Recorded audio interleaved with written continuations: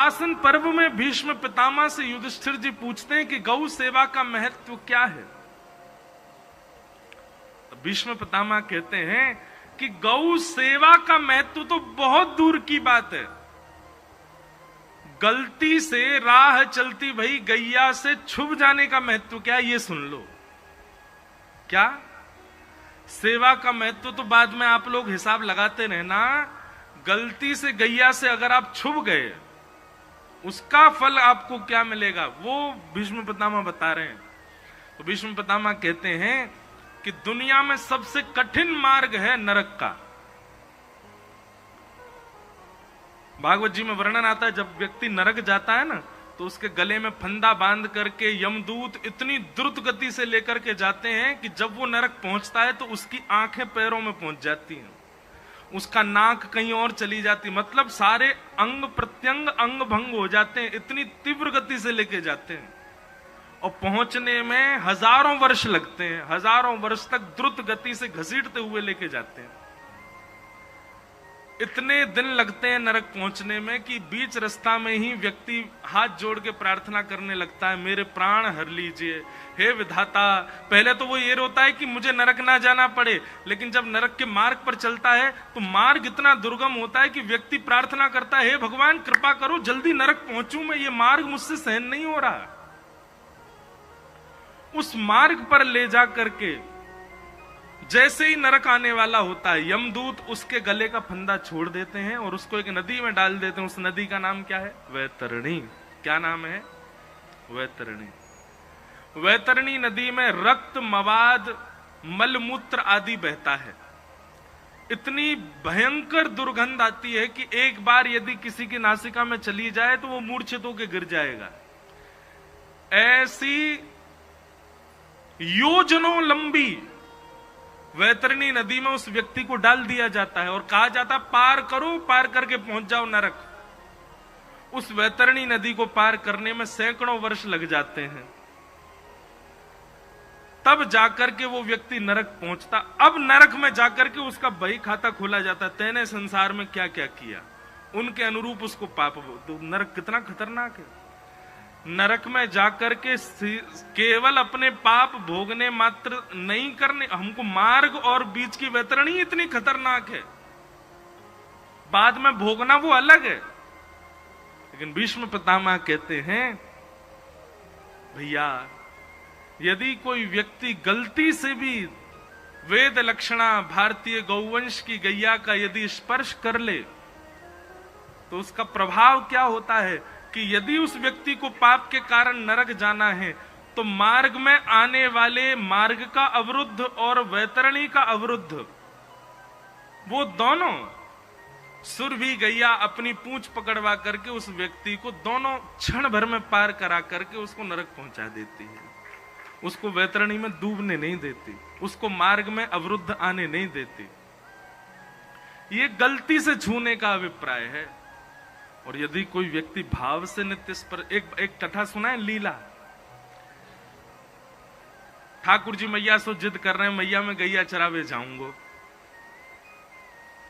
इतना सुंदर पद है चीत स्वामी जी का, आगे गाय पाछे गाय, इत गाय उत गाय, गोविंद तू गायन में बस वो ही भावे, आगे गाय पाछे गाय, इत गाय उत गाय। ठाकुर जी को सबसे प्रिय संसार में यदि कोई है तो वह गैया। हमारे ब्रज में एक रसिया गाते हैं, गैया लगे अति प्यारी जग पालनहारी। ठाकुर जी स्वयं गाते हैं इस रसिया को। याद रखिएगा बंधुओं, आप नाम जापक हो, आप परिक्रमाएं करते हो, आप नित्य धाम जाते हो, आप नित्य गुरुजनों की सेवा करते हो, आप नित्य संत सेवा करते हो, पर ये सब आपके जीवन है जीवन में हैं पर गौ सेवा आपके जीवन में नहीं है, तो ठाकुर जी आपसे दूर ही हैं अभी भी। लेकिन आपसे नाम जब ज्यादा नहीं बन पाता, परिक्रमा आधी अधूरी में ही थक थका जाते हो, संतों की सेवा भी अच्छे से बन नहीं पाती, धाम भी नित्य जा नहीं पाते, पर गौ सेवा में नित्य निपुण हो तो ये समझ जाइए ठाकुर जी गोद में ही बैठे हैं आपके। जिसके अंग से, जिसके तन से गौ रस की या फिर गौ गोबर की सुगंधी आती है, ठाकुर जी वही के पास रहे, इत्र बार इनके पास ना रहे ठाकुर जी। ठाकुर जी को इतनी प्रिय है गैया। आप ये मत सोचना महाराज जी बैठे मंच पर इसलिए गैया की बहुत प्रशंसा कर रहा हूं, नहीं, गैया बहुत प्रिय है ठाकुर जी को, निश्चित ही बहुत प्रिय है।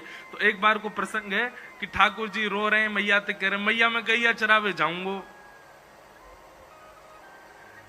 मैया बोली लाला तू अभी नेक्सो सो तो है, देख इतनी बड़ी बड़ी गैया इन सबन के बड़े बड़े पामन के बीच में आ जाएगो लाला, तेरे लग जाएगी, तू जिद मत करे।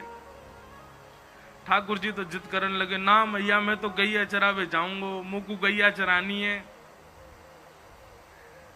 इतने रोने लगे ठाकुर जी तो नंद बाबा आए। नंद बाबा ने आके कही का बात है लाला, काय को रो रहे है? यशोदा मैया बोली यूं करो गैया चराऊंगो। और माने ना नेक सो अभी मैं कह रहा हूं कछु दिना डट जा, बड़ो है जा फिर चराई लियो। नहीं नहीं मैं तो अभी चरावे जाऊंगो। सांडिल्य मुनि बुलाए और सांडिल्य मुनि से कही, बोले बाबा आपने एक मुहूर्त देख के बताओ लाला गैया कब चरावे। तो सांडिल्य मुनि ने जैसी पंचांग खोल करके देखी तो सांडिल्य मुनि बोले बाबा तुम्हारो लाला मुहूर्त में ही रोवे, आज ही बढ़िया मुहूर्त है, आज ही गैया चरवाओ जाते, तुम्हारो लाला मुहूर्त देख के रोवे। और महाराज पूरे ब्रजमंडल में आनंद है गयो, लाला गैया चरावे जाएगो। यशोदा मैया ने सुंदर श्रृंगार किया ठाकुर जी को, ऊंची धोती पहनी, गले में सुंदर हार, पतरे पतरे हार पहने की कहीं खो ना आवे। कारी कमरिया कंधा पे डाल ली ठाकुर जी ने। ये कमरिया कहा है? ठाकुर जी कहीं बैठे तो वहां बिछा के बैठ जाएं, कारी कमरिया। कमरिया डारी, सिर पर छोटो सो एक बढ़िया पुष्पन को श्रृंगार करके मोर पिछ धारण कियो। और मैया ने जैसे ही ठाकुर जी के चरणन में पादुका पहनाई, सो ही ठाकुर जी कहने लगे मैया जी का पहना रही है? मैया बोली लाला तेरे कोमल कोमल पाम, तू कहीं वन में गयो, तेरे कांटे लग गए, कीट पत्थर लग गए तो रोवेगो। जब पादुका पहन के जाएगो तो तेरे पामन में कीट पत्थर कंकड़ लगेंगे ना। सो ही ठाकुर जी दौड़ के गए और अपनी गैयान ने गिनन लगे। मैया बोली कहा कर रो है? बोले मैया मैं गैयान को गिन रहा हूं, मेरे तो दो पामे इनके चार चार हैं, इतनी पनैया और मंगवा दे, इतनी पादुका और मंगवा, सबन को पहना के ले जाऊंगो। मैया बोली लाला तू तो ऐसी बात करे, अरे जे गैया जे पामन में पादुका ना पहनो करे। ठाकुर जी बोले चौना पहने मैया, इनके कांटे ना लगे, इनके पत्थर ना लगे, इनको निष्ठुरता ना लगे। मैया बोली लाला देख तेरे तो कोमल पाम है और इनके तो खुर हैं, खुरन में कांटे पत्थर ना लगो करें।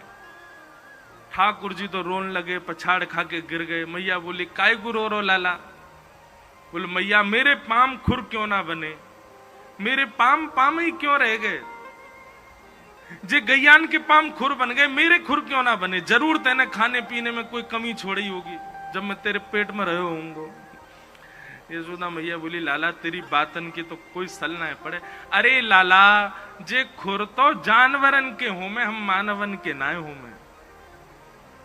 और महाराज ये बात सुन के तो ठाकुर जी इतने रोए कि आंख लाल पड़ गई, गाल लाल पड़ गए, अपनो सबरो श्रृंगार फेंक दियो, अपने सबरे कड़ूला उड़ूला उतार के फेंक दिए और जमीन में लोट लोट करके मूड दे दे करके रो में ठाकुर जी। नंद बाबा दौड़े दौड़े आए, अरे लाला कहा है गो? बड़ी देर में ठाकुर जी शांत भये। तू रो काई को रो है जे बता? ठाकुर जी बोले बाबा जी मैया सबरी गैयान को जानवर कह रही है, जिन गैयान ने मुंह को दूध पिवा के बड़ो कियो वो जानवर है, और यदि दूध पिवारे वाली गैया जानवर है तो मैया तू भी जानवर है, बाबा जानवर है, मैं हूं जानवर हूं, हम सबरे जानवर हैं। मैया ने दोनों कान पकड़े, लालत कही आज के बाद कभी गैया सो जानवर नहीं कहूंगी। तब ठाकुर जी प्रसन्न भये, बोले हाँ मैया कभी जानवर मत कहियो, जे जानवर ना है जो तो मेरी मैया है। गैया से इतना प्रेम है ठाकुर जी को। श्रीमद् भागवत में गौ प्रेम ठाकुर जी का इतना अद्भुत वर्णन किया है श्री शुकाचार्य जी ने। ऐसी गैया से हमको प्रेम हो जाए। हम तो अपनी कथा में कहते हैं ठाकुर जी को प्रिय लगने वाली वस्तु यदि आपको प्रिय लग गई, अभी तो वृंदावन प्रिय लगा है आपको, वृंदावन निश्चित है, यहां जितने लोग बैठे सबको वृंदावन प्रिय लग गया है। अब वृंदावन के बाद बारी किसकी है? अब गैया की है। अब गैया प्रिय लगे और गैया के बाद फिर वैष्णव प्रिय लगे, वैष्णवन के बाद फिर ठाकुर जी के धाम के सुंदर सुंदर जो पर्वत हैं, जो नदियां हैं, वो प्रिय लगे। इन सबसे प्रेम होना ही ठाकुर जी से प्रेम होने के समान है। तो भैया पंजाब के हमारे जितने भी वैष्णव कथा सुनने, सबसे हमारी एक प्रार्थना, और वृंदावन से प्रेम करने वाले समस्त वैष्णवों से प्रार्थना कि जितनो प्रेम वृंदावन से है उतनो प्रेम अब गैया से करनो प्रारंभ कर दो, उतनो प्रेम यमुना जी से करनो प्रारंभ कर दो, उतनो ही प्रेम गिरिराज जी से करनो प्रारंभ कर दो। आप निश्चित मानियो आपको ठाकुर जी से प्रेम नहीं करना पड़ेगा, ठाकुर जी आपसे प्रेम करेंगे फिर, और यही हमें चाहिए। तो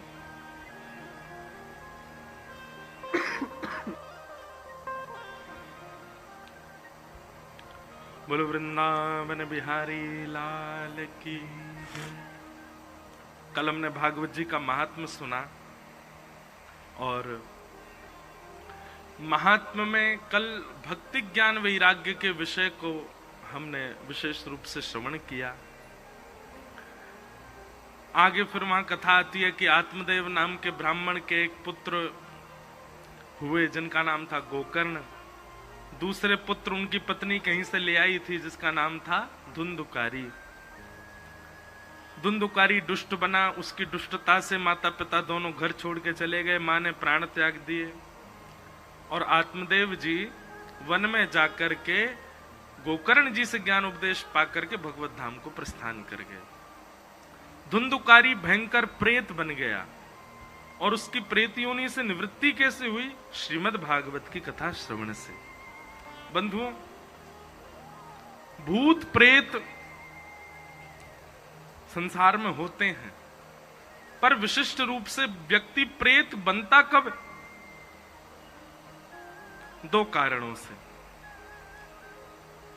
जिस व्यक्ति को नरक में भी स्थान नहीं मिलता, जिस व्यक्ति को मृत्युलोक के बाद कहीं भी स्थान नहीं मिलता, उसको मृत्युलोक पे प्रेत बना के भेज दिया जाता है। वो प्रेत योनि में भटकता है। जिसकी मुक्ति नहीं हुई है, जिसको कहीं और स्वीकार नहीं किया गया, नरक के द्वार भी बंद कर दिए, बोले यहां भी नहीं आओगे तुम, वो प्रेत बनते हैं। हमारे रसिक जन कहते हैं कि व्यक्ति प्रेत कब बनता है? जिस व्यक्ति ने जीवन में कभी भी भजन नहीं किया, जिस व्यक्ति ने जीवन में कभी कथा नहीं सुनी। और सुनिए, भजन करना और कथा सुनने का मतलब यह नहीं कि यहां के आप बैठ गए, कथा सुन गए, भजन सुन गए कि अब हम प्रेत नहीं बनेंगे। जब तक उसको जीवन में पालन नहीं किया, जो व्यास ने कहा उसको जीवन में उतारा नहीं, कथाएं तो बहुत सुनी पर जीवन पर बिल्कुल उसका असर नहीं हुआ। रावण रोज त्रिपुंड लगाता था, रावण रोज महादेव का अभिषेक करता था, पर ऐसे त्रिपुंड का, ऐसे अभिषेक का क्या फायदा जिससे उसका चरित्र नहीं सुधरा? आप लोग कथा सुनने नहीं आते, आप स्वयं को सुधारने आते हैं कथाओं में। और यदि माफ कीजिए आप बिना सुधारे चले जाते हैं ना, तो बहुत बड़ा अपने ऊपर बहुत बड़ा अपराध कर रहे हो आप। इसलिए कथाएं सुनने आते हैं तो यहां जो कही जाती है बातें, उनको जीवन में उतारने का प्रयास किया कीजिए।